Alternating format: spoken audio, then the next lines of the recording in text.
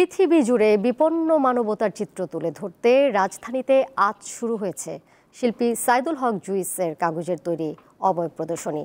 ধানমন্ডির কলাকেন্দ্রে ৬ দিনের এই আয়োজনে তুলে ধরা হচ্ছে সাধারণ মানুষের জীবনের বাস্তবতা। ওয়ালটন মাইক্রোওয়েভ ওভেনের খাবার গরম রাখে দীর্ঘ সময় ধরে। Walton microwave oven. মানুষ খামচে ধরেছে মানুষের মাংস, আছে কাকও, আরও রয়েছে পোড় খাওয়া মানুষের মুখ, কিংবা জোর করে মানুষের মুখে গুঁজে দেয়া তাঁর কাঁটা। জীবন যেখানে নিষ্প্রাণ। বিশ্বজুড়ে স্বার্থের ঘেরাটোপে বলি হচ্ছে সাধারণ মানুষ।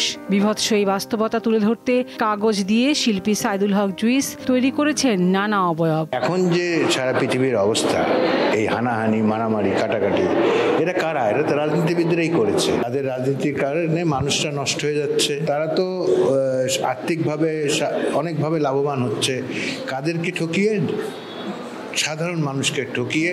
প্রায় ২০ বছর পর একক প্রদর্শনীর আয়োজন করেছেন শিল্পী। তৈরি করেছেন মৃত মানুষের শাড়ি, আছে তার কাঁটায় আটকে থাকা কাক। এর মাধ্যমে তুলে ধরেছেন এক দেশের সাথে আরেক দেশের সীমানা বিভক্তি।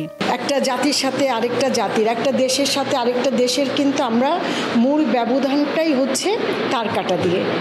এই যে দূরত্বটা, তার কাঁটাটা, এখানে শিল্পী চেষ্টা করেছেন যে ওই তার কাঁটাটাকে ফুল লতা পাতার মাধ্যমে তুলে ধরতে। ধানমন্ডির কলাকেন্দ্রের এই প্রদর্শনী শেষ হবে ৪ মে, যা চলবে প্রতিদিন বিকেল ৪টা থেকে রাত ৮টা পর্যন্ত। লাবণী গুহ, দীপ্ত সংবাদ, ঢাকা।